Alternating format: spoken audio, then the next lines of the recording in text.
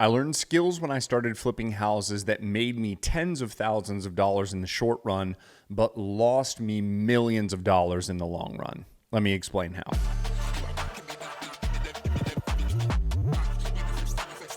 Hi there, Brandon McDonald with Nashville Money Guys, an asset-based hard money lender out of Nashville, Tennessee. If you need hard money for your next flip, look us up, NashvilleMoneyGuys.com. If you are in the southeast region of the United States, we would love to talk to you about your project. In the beginning, all I wanted to do was supplement the income that I had while I was kind of in between touring gigs. I was a traveling musician out of college, and I had a gap, and I thought, I just want to flip a house.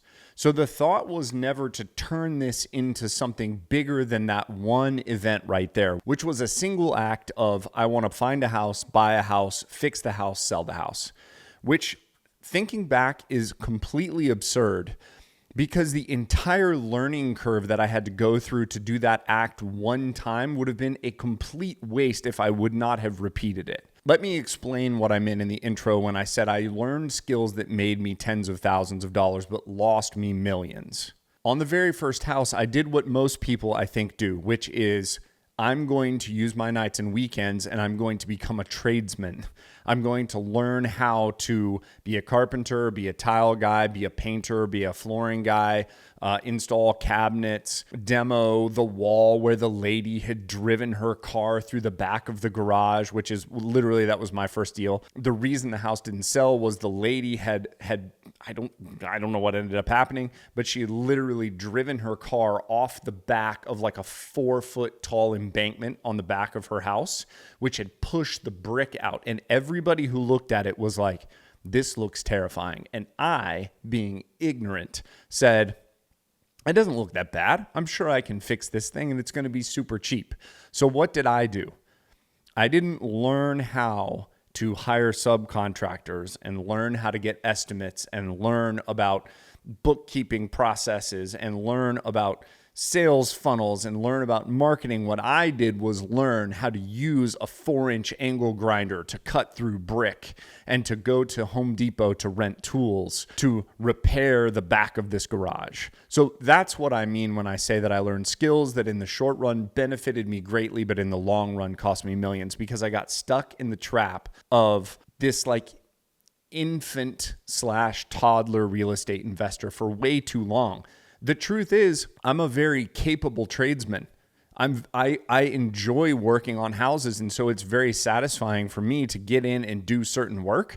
But ultimately, that really held me back because the amount of time that we have is so finite. The amount of time that I spent learning how to be great at tile, if I would have taken that exact same amount of time and I would have focused it at larger big business practices, which would have carried us a lot further as a company forward into the future, we would be so much further ahead than we are right now. In the beginning, the natural progression for an investor is one house at a time turns into 2 houses at a time.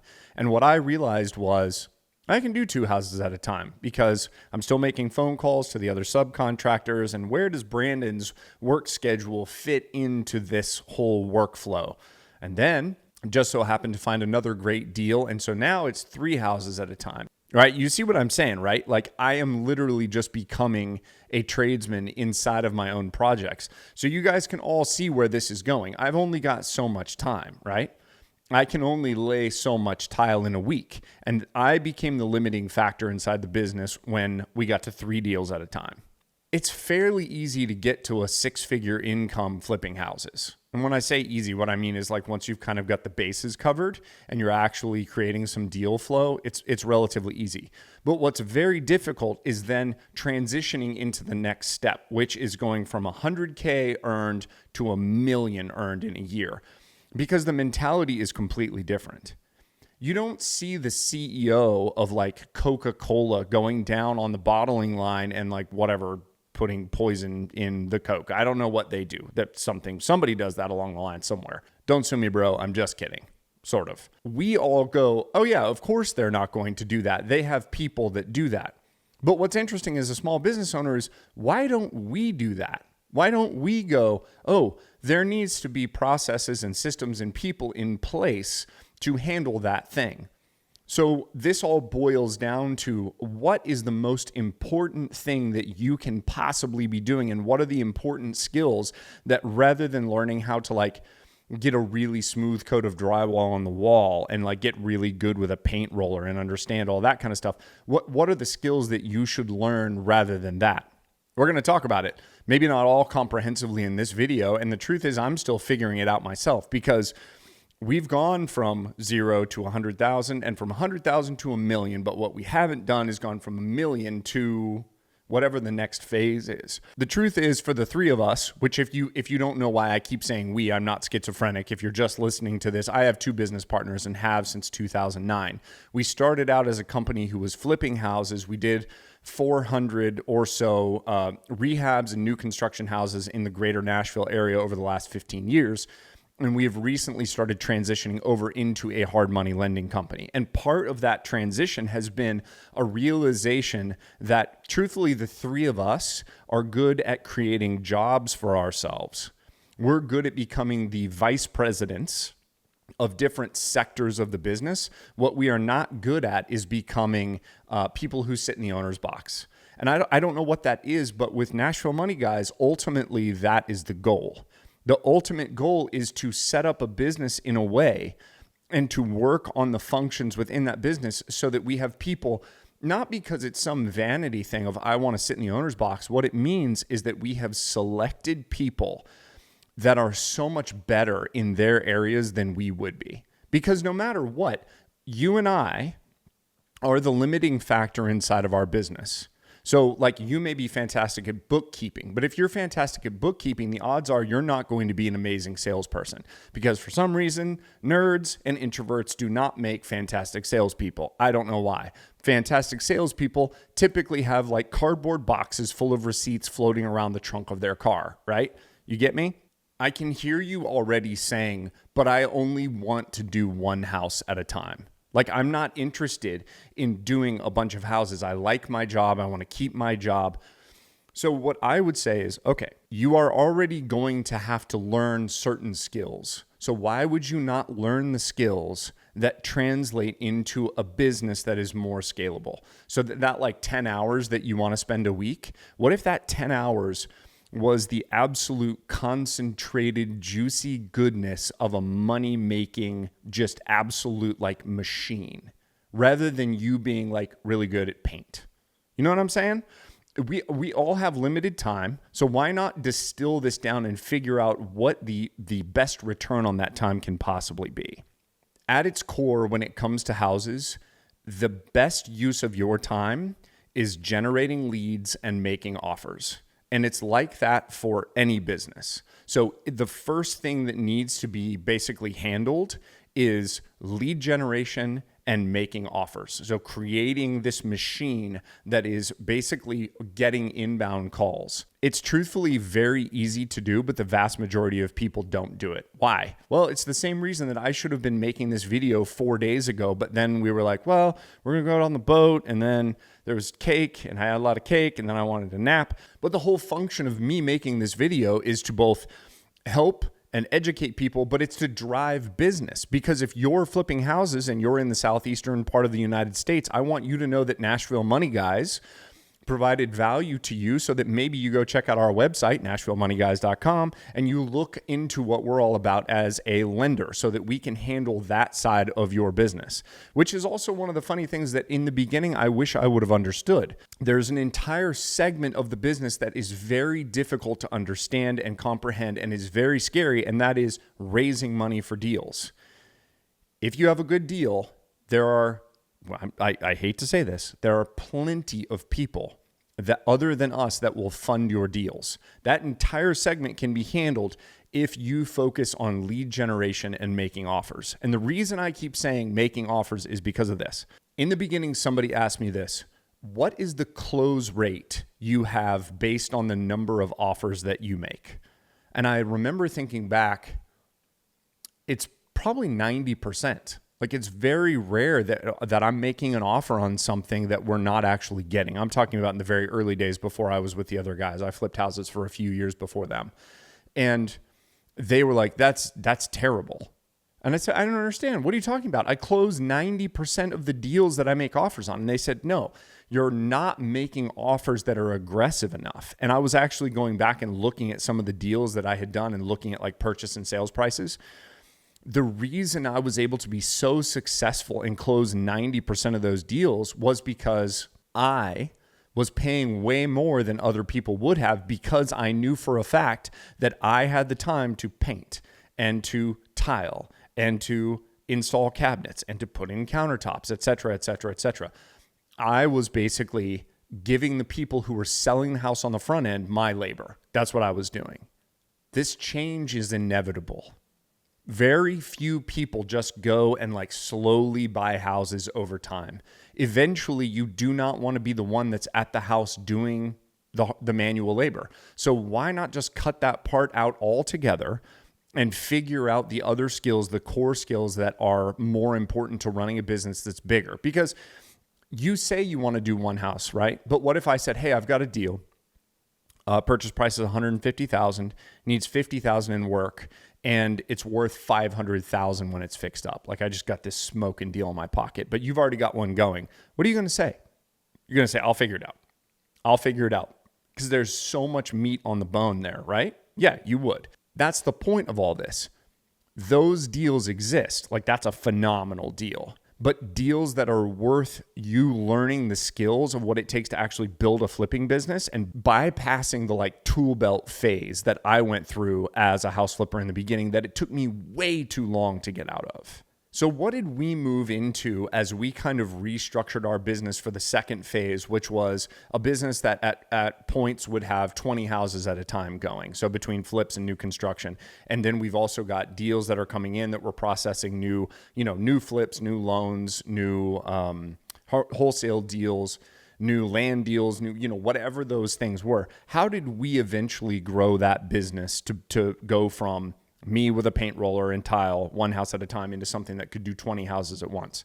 We created more jobs for ourselves, but those jobs were higher level. So Jason, again, there's three of us. Jason became kind of the COO or the VP of ops. His goal was basically to make sure that like all the money stuff was handled, that bank stuff was handled, the accountants were handled, the bookkeepers were handled, and that became his role. My role, I got my general contractor's license, and I was the one doing the hard processing of the actual houses. I was the one in charge of coming up with scopes of work, managing the people that were doing the flips, doing the new construction, and then I had a team underneath me of a couple of people. I kind of view it like I'm a transformer, and my people were like a sword and a shield that I picked up. This analogy is going nowhere. I would pick up these people as tools, but I would still be wielding them. And the truth is, that's not what should have happened. What I should have done was said, I am a good visionary for this stuff. And I should have said, what I need an operations person under me who is then running the project managers and the design people, and then figured out how many houses do we have coming in and what type of staff structure I need to have underneath me. So I'm having conversations with one person, and that one person is having conversations and is focused and has benchmarks and job descriptions for all these other people. Because what ended up happening was I would show up at the job site and manage through disappointment, through frustration, through like, why is this job site so dirty? And they would go, we didn't know that the expectation was that you considered this dirty. So I'm being vulnerable here by sharing you like some of the weaknesses of the way I would manage. But that's typical of a visionary. Visionaries typically are pretty crap about day-to-day management, which is why what I should have done is replaced myself in that role of an integrator, a person who is fantastic at me saying, here's what we're doing, here's the overall plan, go. Then that person is able to chew through all those details and divvy all those instructions out to these other people. And if Brandon Rumbly, who was the third person in this, who was dealing with marketing and basically acquiring new deals and then selling stuff, he had his realtor's license. If he would have done the exact same thing, which eventually we did do by basically going outside of our company and finding somebody who was much more capable at setting up like a really great marketing company who was doing a lot of advertising and all that kind of stuff and then bringing in deals. If we would have just done that earlier, we would have been far more successful. And the truth is, very easily, we could have gone from doing 20 houses at a time to probably doing 100 houses at a time. And I don't know why we were so afraid of that. Maybe it's bigger staff. Maybe it's the amount of dollars that would have been going back and forth. Maybe it was what we assumed would have been more time, more of our time. But I think the truth is, if we would have stopped being the transformer and saying, what other tool can I pick up myself to basically make me better? If I would have just said, no, we need a totally different transformer that I am saying something to that. Let's drop the transformer thing. This is stupid. If I basically picked somebody who was better in that seat than I was and said, you will sit here and here is your job description. Here's exactly what I need you to do. And then that person was able to run with it, they're going to go so much further than I would have. And that would have been the same for every department. But we maintained that we were the limiting factors within our business. Because I was unwilling to give up my seat on the bus, the more volume we did, the more stress I had, the more stress Brandon had, the more stress Jason had. Because we were just we were our limiting factor. That's one of the things that we've learned while we're building Nashville Money Guys, and we're being very intentional about saying, okay, here's how many hours we're willing to do this. And for me, building the marketing and branding side, what am I doing here? Well, I'm putting together a very large board of what we want the end results to be, and then I'm finding people to plug in to help accomplish those goals. And yes, I'm on camera right now talking to you, but this is a very minimal part of my week. And then we can take this one video and we can chop it up into a bunch of pieces, and we can put this out here on a bunch of different platforms so that people see us. The amount of leverage that I get for sitting down in front of a camera for 1 hour is huge. And we will continue doing this going forward. But you know what I'm not doing? I'm not going into Photoshop and coming up with our postcards for our postcard campaign, because I'm not good at that. But the Brandon of old would have. I would have watched YouTube videos on how to get good at Photoshop, and I would have taken hours and hours and still come up with an inferior result. And it would have taken time. That would have become my new paint roller. That would have been my nights and weekends job.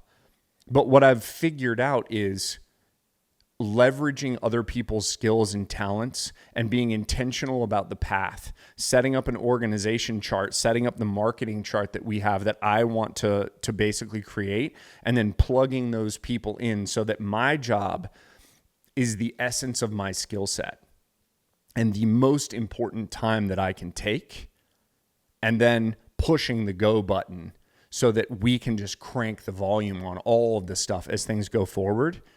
It's the exact same thing for house flipping, or truthfully, for any business.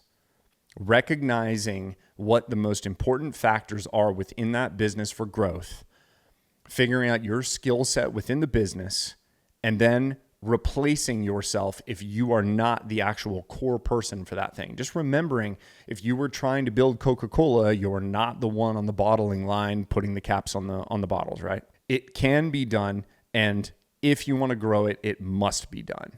We all have the same amount of time in the day. Do not learn how to paint a house, learn how to generate leads, and learn how to make offers. Go make mistakes. If you need funding for your next deal, please check us out at NashvilleMoneyGuys.com. I'm Brandon McDonald. Thanks for watching.